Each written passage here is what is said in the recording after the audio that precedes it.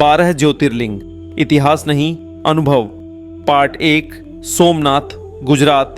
क्या आपको पता है सोमनाथ का शिवलिंग कभी भी एक जगह स्थिर नहीं माना गया।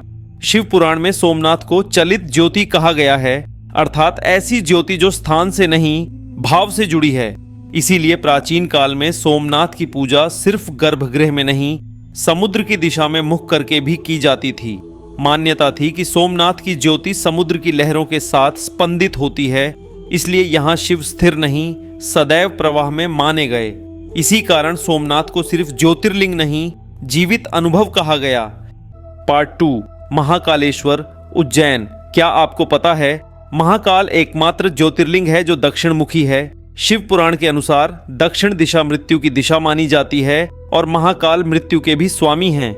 लेकिन जो बात कम लोग जानते हैं वह यह है, महाकाल में समय की पूजा होती है, देह की नहीं। इसीलिए यहाँ शिव को श्रृंगार से पहले भस्म से सजाया जाता है। भस्म याद दिलाती है कि सब कुछ नश्वर है और महाकाल समय से भी पुराने हैं। इसी कारण महाकालेश्वर सिर्फ ज्योतिर्लिंग नहीं, काल का अनुभव माना जाता है। पार्ट 3, ओंकारेश्वर, मध्य प्रदेश।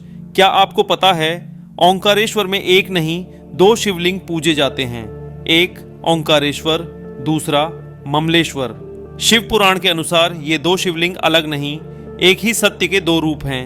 ओंकारेश्वर शिव के गुण का प्रतीक है, सृजन, करुणा, चेतना।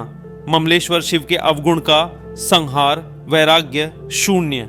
इसीलिए नर्मदा के इस द्वीप पर शिव पूरे नहीं माने जाते जब तक दोनों की पूजा एक साथ न की जाए। यह हमें सिखाता है शिव केवल उजला प्रकाश नहीं, वे अंधकार भी हैं और दोनों के बिना सत्य अधूरा है। इसी कारण ओंकारेश्वर सिर्फ एक ज्योतिर्लिंग नहीं, शिव का संतुलन है। पार्ट 4, केदारनाथ, उत्तराखंड।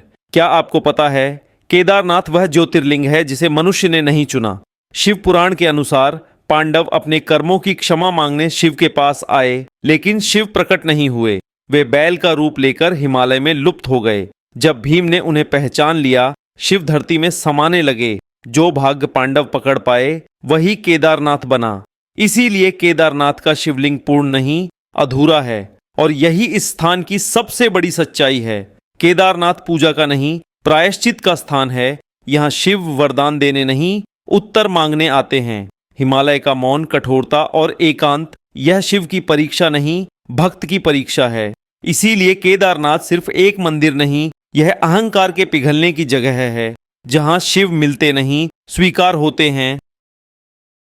पार्ट 5, भीमाशंकर, महाराष्ट्र। क्या आपको पता है भीमाशंकर विजय का स्मारक नहीं है, यह उस क्षण की याद है जब देवता भी विराम लेते हैं। शिव पुराण के अनुसार भीम नाम का एक असुर अपनी शक्ति से धर्म नहीं, अहंकार फैलाता था। जब अत्याचार सीमा पार कर गया तब शिव ने युद्ध किया, लेकिन भीमाशंकर उस युद्ध की घोषणा नहीं बना। कहा जाता है उस संघर्ष के बाद शिव ने विराम चुना, न क्रोध में न गर्व में, बस धर्म की रक्षा के बाद। सह्याद्री के घने वनों में उन्होंने ठहराव स्वीकार किया। यहीं ज्योतिर्लिंग प्रकट हुआ। इसीलिए भीमाशंकर शक्ति का नहीं, संयम का प्रतीक है। यह शोर का स्थान नहीं, यह उस मौन की याद है जहां भगवान भी ठहरते हैं। भीमाशंकर डराता नहीं, वह सिखाता है सच्ची शक्ति जीतने में नहीं, रुकने में होती है।